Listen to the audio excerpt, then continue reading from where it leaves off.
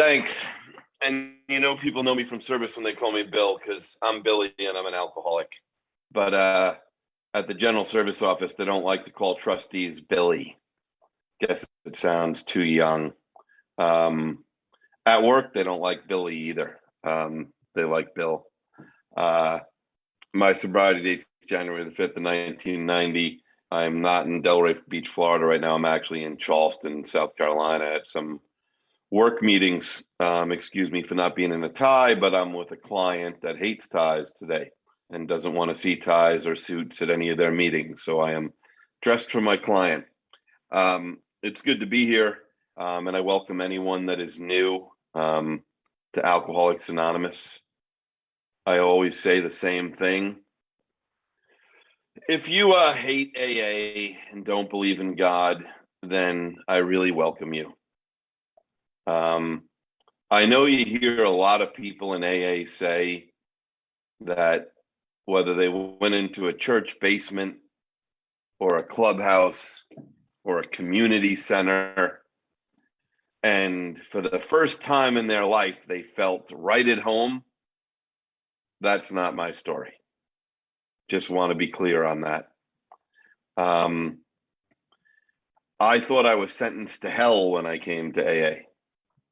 A juvenile court judge sent me here the first time when I was 14 years old. I thought I was with like a bunch of church people who seemed to be happy, who everything that I liked, they seemed to either think was evil or call a sin. And everything that they liked, I seemed to be running away from as quick as possible. But I can't help that. I'm a chronic, progressive teenage alcoholic. That's who I am when I came here. Between the ages of 14 and 23, I can just tell you very simply, to cut to the chase, and then I'll tell you a little bit more of my story. But, between ages 14 and 18, when it came to school, I was either on detention or suspended every day. That's the way it went. When it came to the New York criminal justice system, I was either on juvenile probation, adult probation, incarcerated on a violation of probation, or then incarcerated for my first couple of years of sobriety, and then on supervision for the rest of that. I grew up in New York. I'm sure if there's any language experts here, you've already figured out I'm not from the South. I see there's at least one person from Staten Island. Whenever I see Staten Island, I think of the old Swiss Chalet bar. And that's where I learned to drink with my cousins who lived in Eltonville and New Dorp.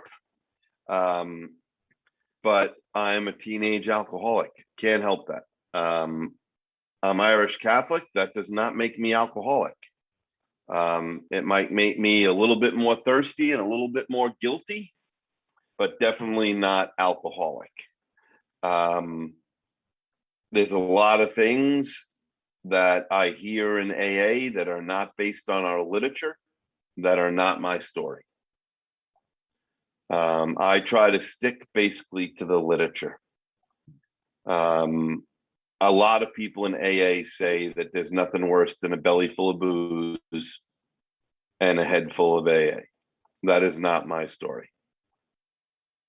My story is there's nothing worse than a belly full of booze and my mother's head full of Al-Anon. That is a much, much worse situation when you are a chronic teenage alcoholic. I also hear people say that their worst day sober is better than their best day drinking. I don't know who those people drank with. I don't know how they like to party, but that's not my story either. Because I could tell you that checking into a maximum custody correctional facility in New York State at 5 months sober was not better than the first day of spring break, Fort Lauderdale, 1986. I know which day was better. I tend to meet people who are low bottom drunks. I don't meet young guys who tell me they joined CrossFit 6 months ago and yoga 3 months ago, and they just thought that AA would be this nice thing to put into their life.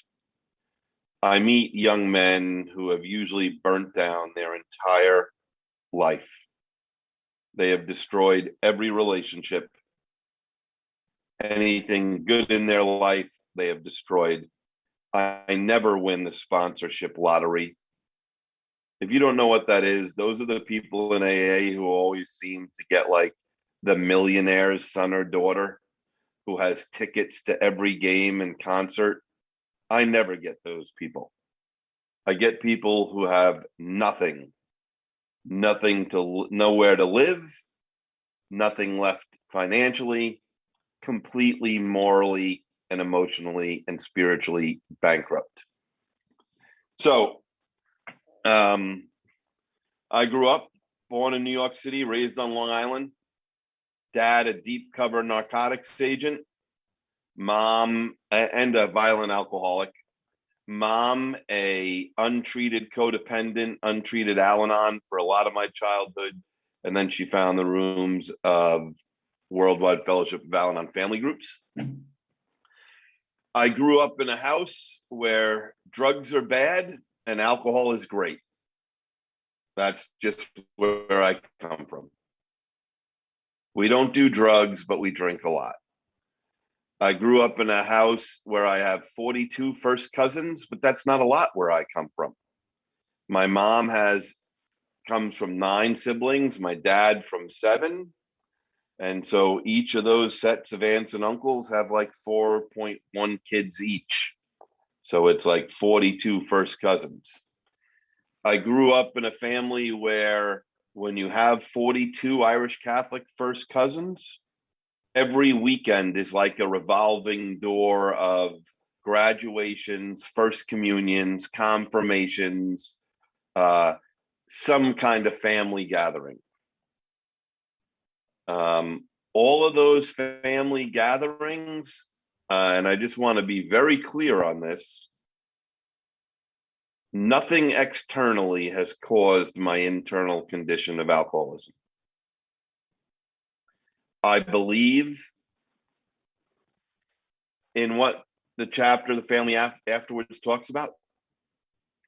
I believe in the family disease, but I don't believe they caused me to become an alcoholic. I believe my DNA and I believe in the doctor's opinion. But that doesn't mean that I wasn't raised in an insane asylum and taught a lot of really bad rules for living that other families don't teach their kids. So what do I mean by that? I mean by the first time I got beat up at school, kind of mugged. When my mom asked me what happened, she said, well, we're going to the school principal tomorrow morning and we're going to have him call those other kids' parents into school. That was not my dad's solution when he got home 2 hours later. My dad's solution was very simple. We don't go to the authorities. We don't go to the principal's office. You're going to let this little situation blow over for a month or two. And when they think it's all over, you're going to hit them. And if they beat you up that time, you're going to let it blow over again. And then you're going to hit them when they're not even looking. I'm not saying that's an okay way to live. I'm not saying that's what you should teach your kids. But I'm also not dishonest about where I come from. I also wasn't raised to play well with others. Others would be defined as anybody that is not Irish or Italian Catholic. That would be others. I'm not saying that's okay. I'm not saying that is the right way to raise children. I just want to make sure that I'm honest about telling my story. Now, there's one exception to that rule. When your dad runs the local DEA task force, if you're an undercover agent, then you can be anything because you have a badge in your pocket. And so you're in the club. So when I came to Alcoholics Anonymous at age 14, yes, I was racist. Yes, I was anti-Semitic. Yes, I had no respect for gay or lesbian people at all. Sometimes people will tell me, oh, Billy, that's kind of politically correct nonsense. What I would tell you, it is impossible for me to be a recovered member of Alcoholics Anonymous and still hate. Getting rid of my hate and changing how I think about others is an immense important part of my spiritual experience in Alcoholics Anonymous. So I want to tell you a little bit, a couple of things that are important. In fact, I wish I had put it on my iPad already so I could switch screens. But last night I went out to dinner in Charleston. I took a bunch of people out to dinner. Does anybody here remember the old 8-ounce pony bottles? The Miller came in an 8-pack. They actually still sell them in South Carolina. I couldn't believe it last night. It's some kind of like yuppie gimmick in a bucket in this restaurant we were at. But what I want to tell you about is alcoholism, my alcoholism. But there's something I need to talk about because I can't tell you what my first drink was. What would I count? Sharing a beer with my dad at Yankee Stadium when I'm 8 and he gave me a couple of sips? Going fishing with my dad and his other undercover cop buddies and throwing bottles in the air and shooting weapons at them in the middle of the Atlantic Ocean off of Long Island? That was my dad's version of a fishing trip. But something happened to me.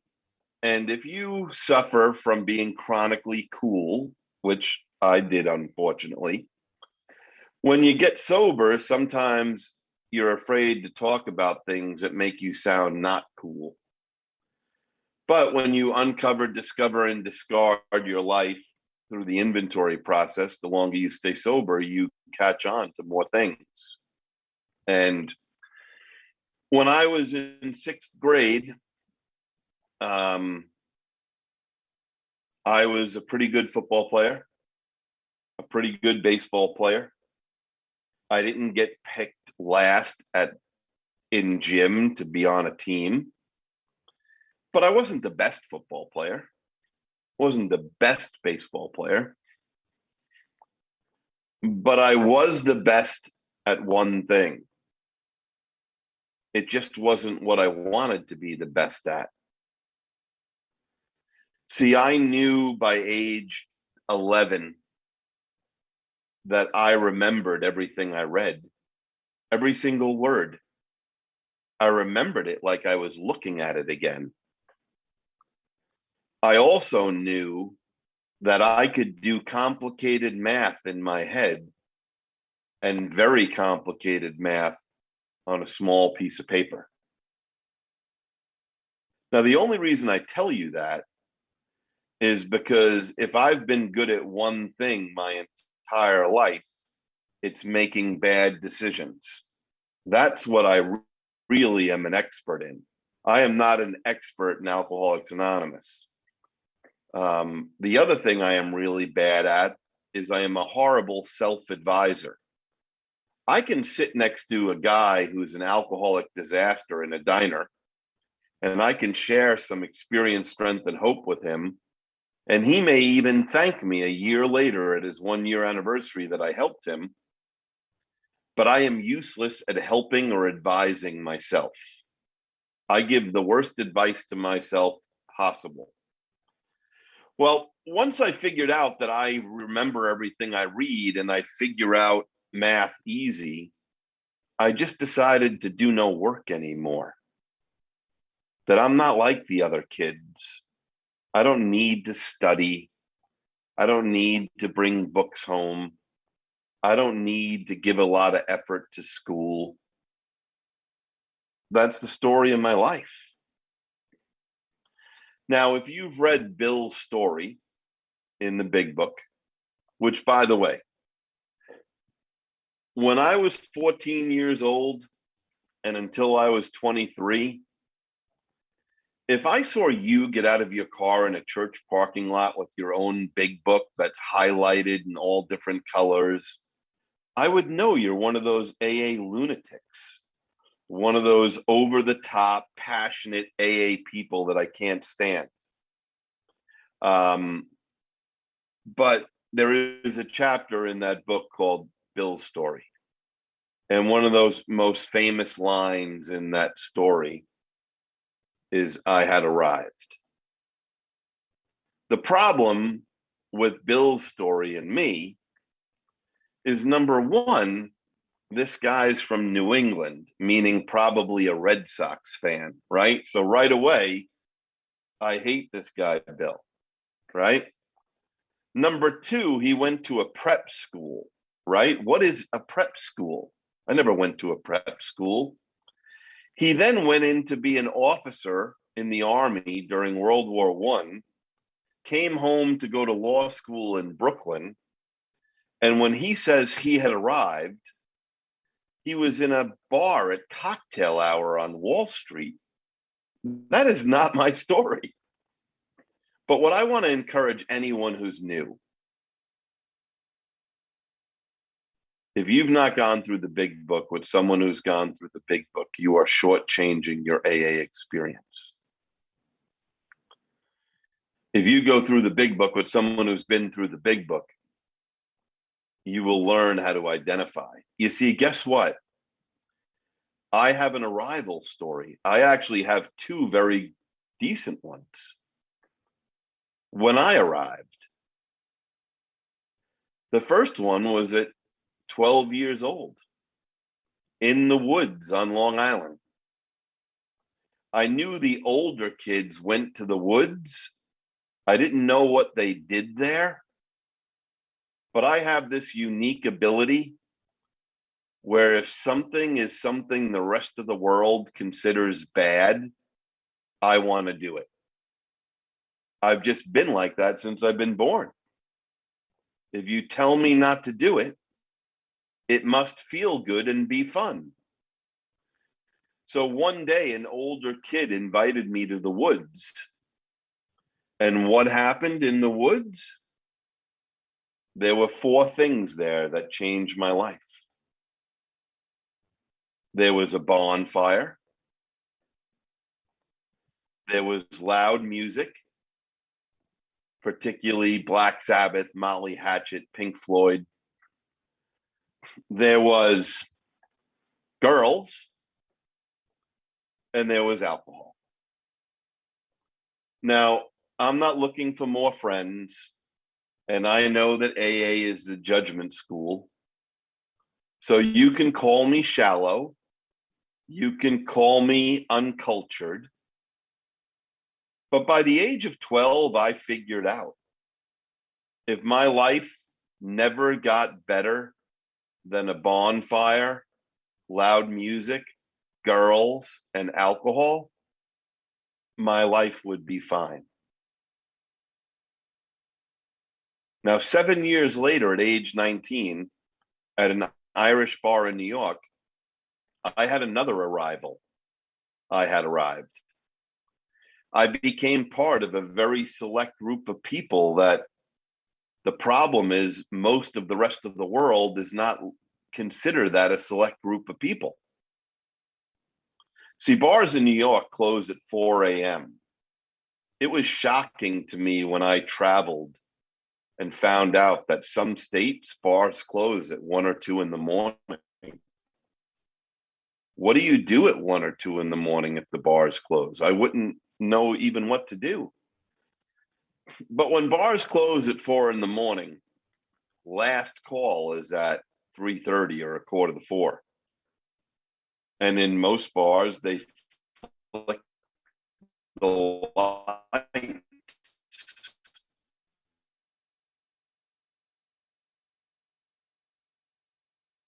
and they say last another drink or two.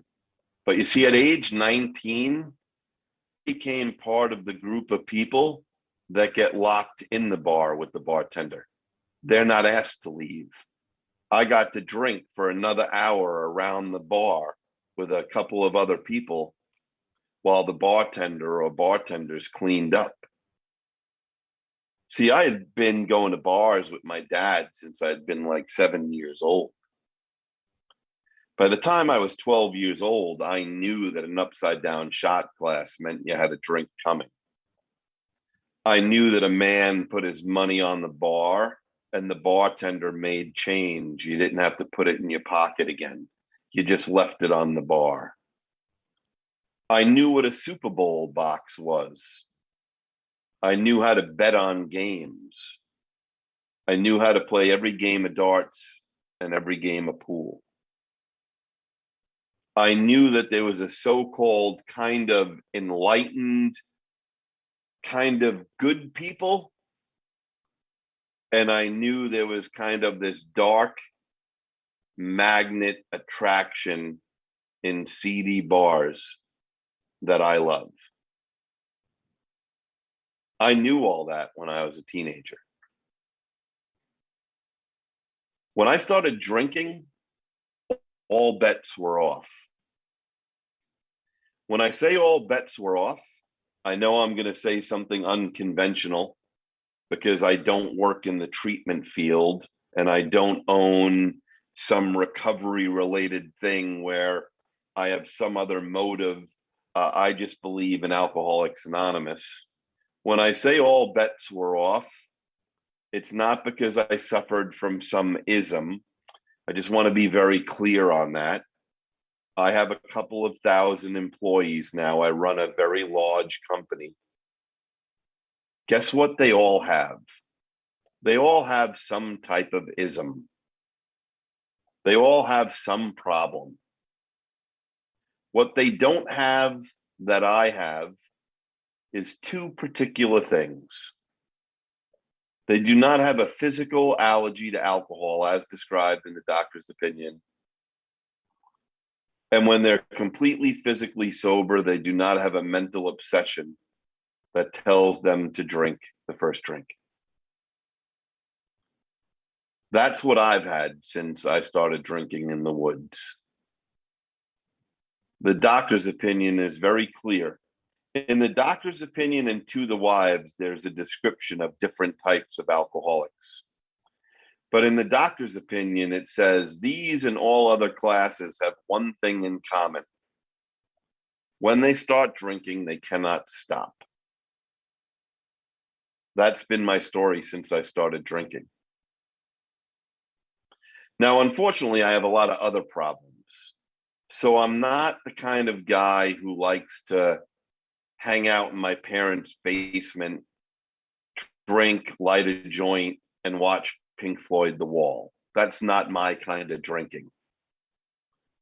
One of my biggest problems is wherever I am drinking at the moment, I'm convinced something is going on better someplace else.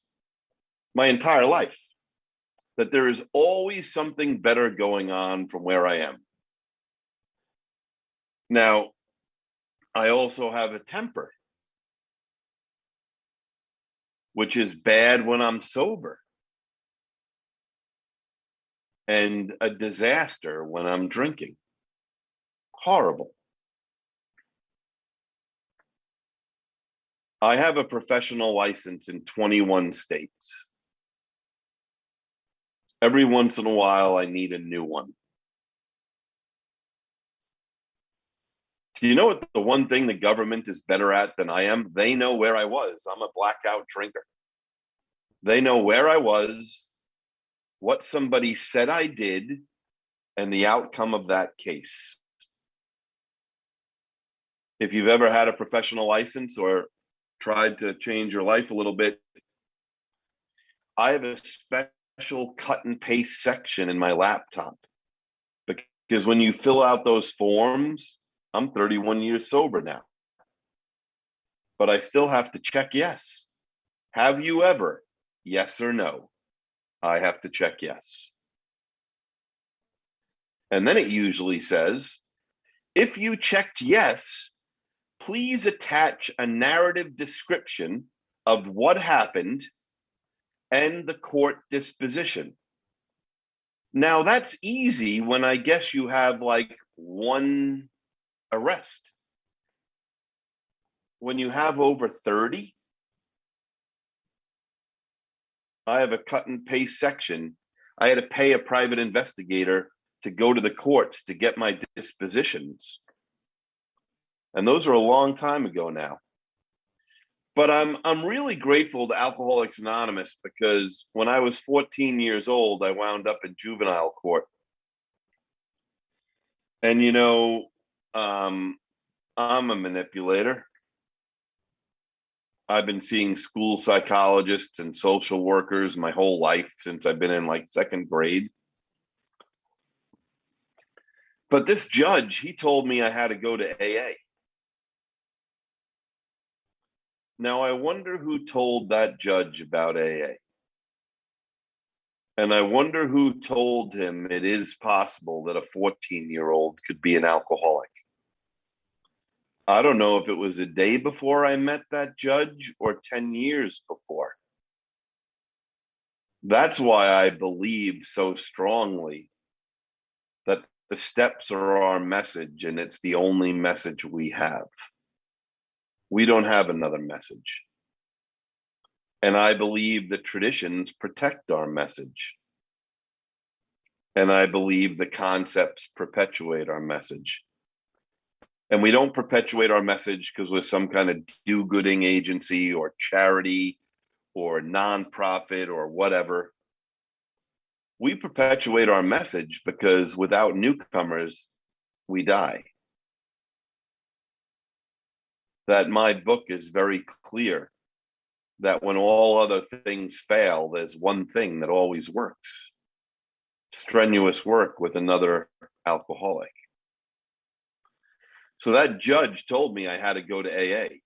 And thank God at that time I hadn't been institutionalized yet, because he gave me a choice.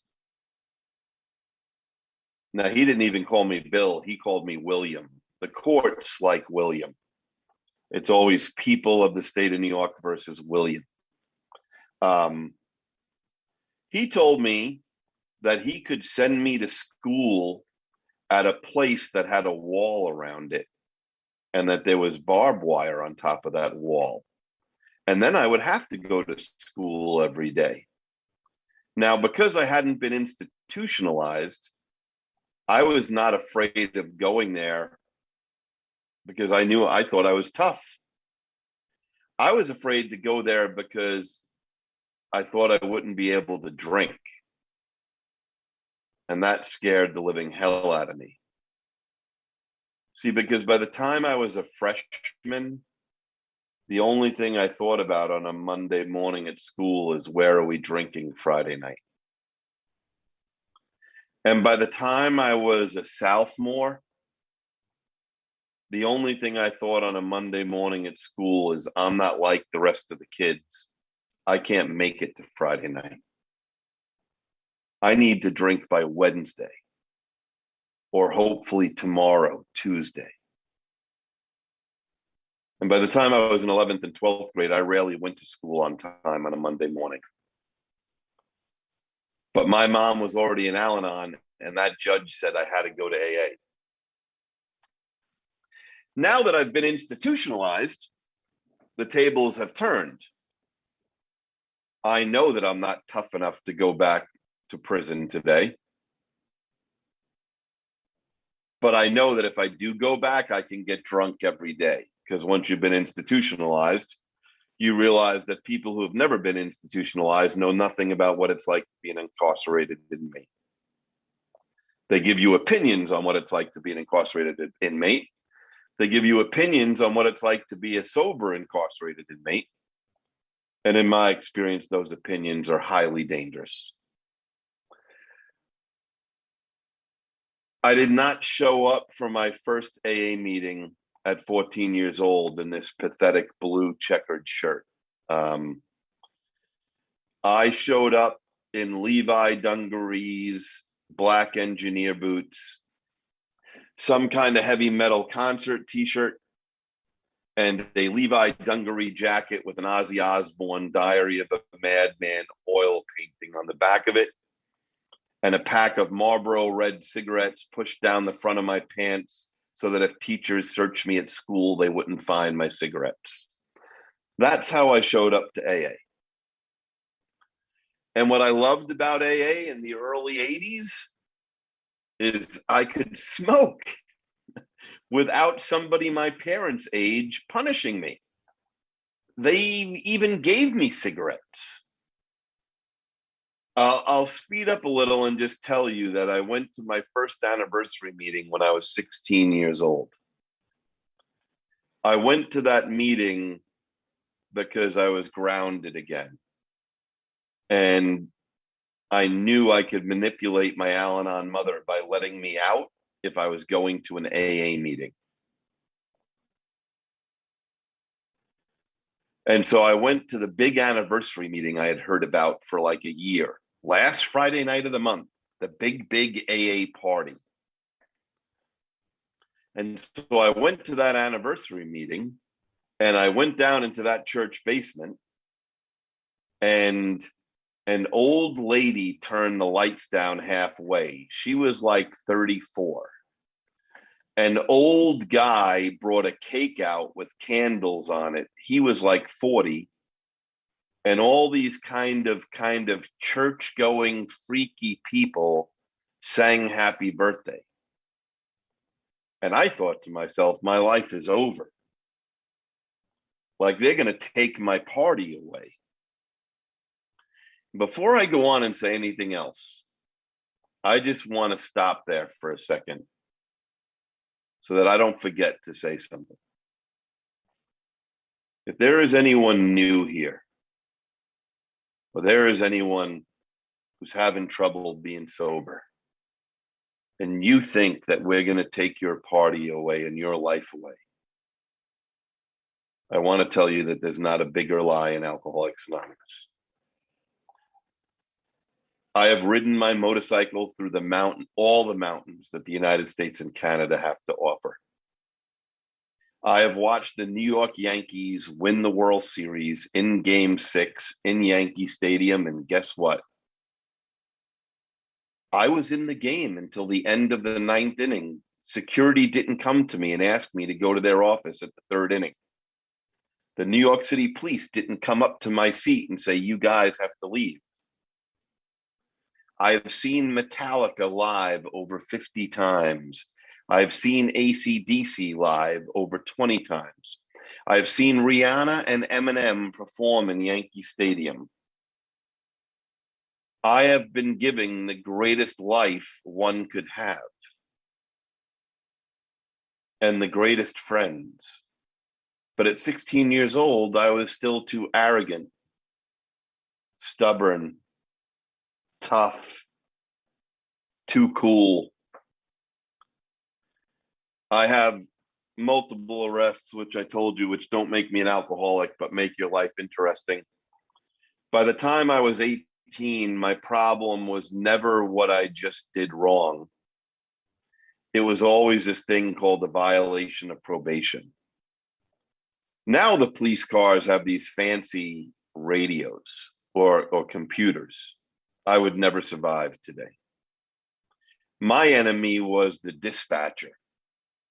The police officer would pull me over. He would tell somebody on the radio my name and date of birth. And the dispatcher would always give very bad information. Usually that I didn't show up for a court date, or I didn't pay a fine, or I didn't finish community service, or I didn't check into probation, and I would get arrested again.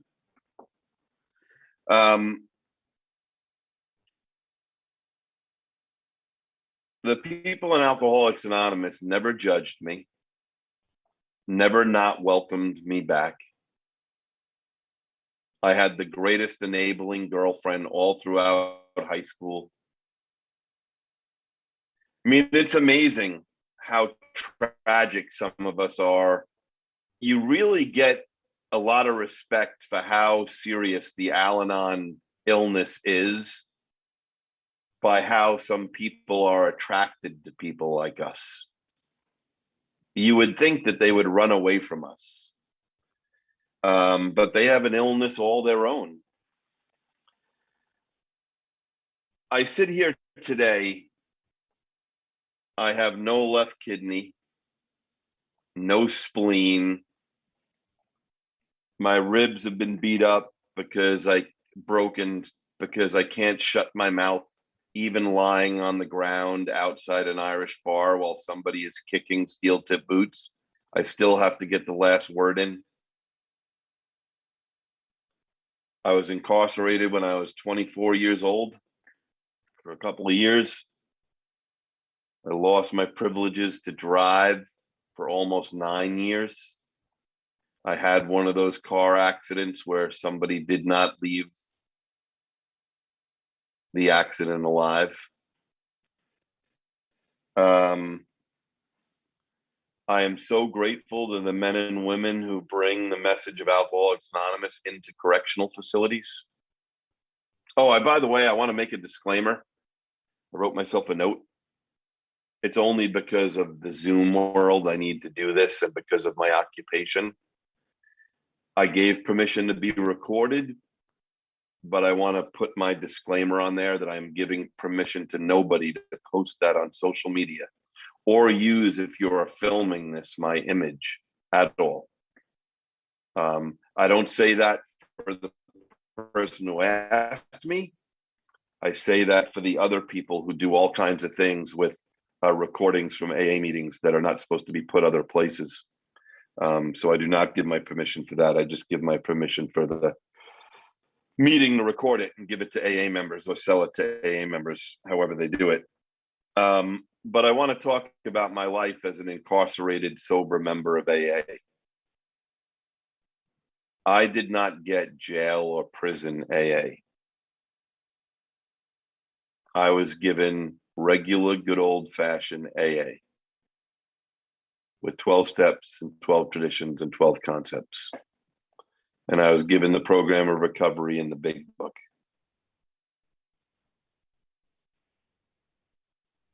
I also was a diehard atheist at the time. Now, I don't know if I just didn't believe in God because academically I just could argue that God doesn't exist, or because of the horrible things I had done in life, I didn't want there to be a God, because if there was, then I had a big bill to pay come Judgment Day. So either way, I didn't want there to be a God. And I got transferred from a maximum correctional facility to a minimum. Now, I'm telling on myself here, I did much better in maximum security. My temperament is better for one or two other cellmates, a small group of people that eat together. I am not made to live in a dormitory with 100 other guys on bunk beds where I have to tie my sneakers to my cot to see if anybody steals them in the middle of the night. I just don't have the temperament for that.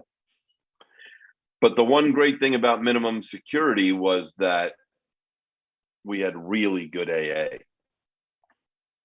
And the outside AA volunteers brought in speaker tapes. Now, I have a problem with aging and dating myself because I don't want to get older, right? But I can tell you at the time I had a Walkman. If you don't know what a Walkman was, it was a small rectangular device with a attached headset that you could listen to music on. The number one song at the time was either Hammer Time or You Can't Touch This, one or the other. But I listened to a tape one day, and that tape said simply on the outside of it, Tom I, Aberdeen, North Carolina. And I listened to a story of a man who had killed 2 people drinking and driving at the age of 23, who now was 30 years sober and was the first and only convicted felon in the history of the United States to become warden of a maximum custody penitentiary in North Carolina. That tape gave me the hope I needed. One of the only good decisions I made in life, I've made some more now, but at that time particularly, the first thing I did when I was released is 2 guys from AA picked me up, not my family. I went to a diner, and then I went to a noontime meeting.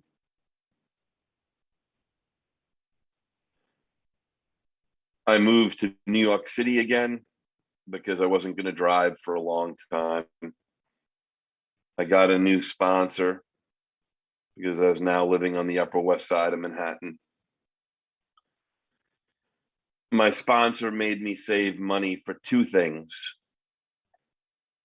And when I talk about saving money, I just want to be very clear. I know that my life circumstances have changed today. That is at a time in my life when finding a $5 bill would have been like finding $1 million. And finding 1 loose cigarette would make my day. I just want to be very clear. I lived in a garbage pit, hellhole, single room occupancy hotel on the Upper West Side. But my sponsor made me save money for the Bill W. dinner and this thing called the Joe and Charlie Big Book Workshop. The Bill W. dinner, I told him I would not go to because it was all these yuppie stockbrokers from the Upper East Side who I didn't even think were alcoholic. But he told me, Billy, the lights need to be left on in a group. The phones need to be answered. The meeting directories need to be printed. And then he said that I had to go to the Joe and Charlie Big Book Workshop. Now, if you've never been to a Joe and Charlie Big Book Workshop, let me just put it this way. Everybody I hated in AA for 100 miles was there. All the overly passionate, I love AA, I'm on fire for the steps, they're all there. But I had been calling myself an alcoholic for 13 years by that time. And that weekend, I found out what it meant to be an alcoholic. And then I got a big book sponsor. I want to share with you a couple of things. That sponsor handed me a college application at a diner in New York City. I said, why would I go back to college now? I'll be 40 by the time I finish. He said, well, then you'll be 40 and you'll at least try. But you don't want to be 40 and not try. That was 1 undergraduate and 2 graduate degrees ago. That took me until I was 40.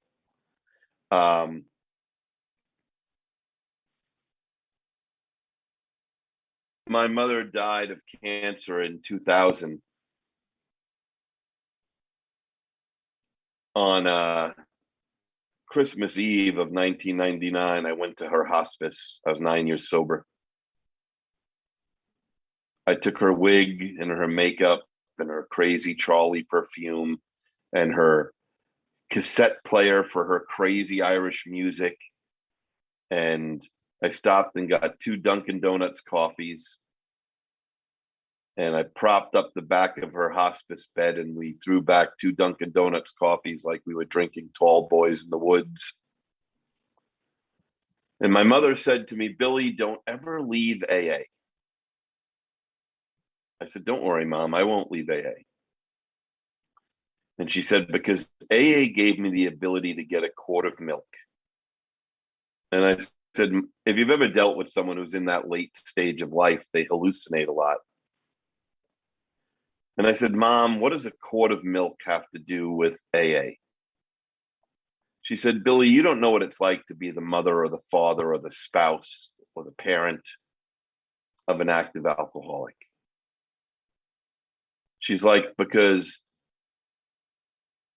even though I didn't like when you were incarcerated, at least I knew where you were. I didn't go to bed worrying about where are you. She goes, and when you're the mother of an alcoholic son and you run out of milk at night, you think you need to go to the store, but then you say to yourself, boy, if I go to the store at night, it's not crowded. And if it's not crowded, I might run into someone I know. And then I might have to talk to them. And they might ask me the hardest question possible. How are your children? She's like, somewhere in your AA timeline, I couldn't wait to go get a quart of milk. I couldn't wait to someone to ask me, how are your children? I couldn't wait to shout from the rooftops the miracles that Alcoholics Anonymous and Al-Anon family groups have brought our family. I have been active in service a long time. I put my hand up to be a stupid GSR at the West Side Young People's Meeting in New York City. And 4 years ago, I rotated out as a Class B trustee on the General Service Board and the chair of the AA World Services Board. I've been to Russia and Canada and Ireland and all over the world, not working for AA, but serving on the board. I want to tell you something. I want to leave you with this in my last 2 or 3 minutes. Someone asked me a couple of years ago at an AA convention, what did I learn as a trustee? And I want to give you the answer and then give you a little update. Today, all around the world, what is it, the 28th, right? Yeah. Today, all around the world on July 28th, thousands of people will go to their first AA meeting, digitally or in person. About a year from now, next July or August, a lot of those people will celebrate their first anniversary.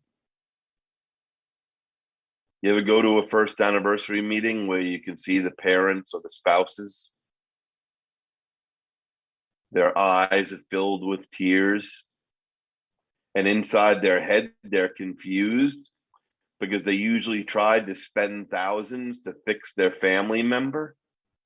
And now they're looking at a freak show that looks like a combination of the Cheers bar and Burning Man and a Yankee game.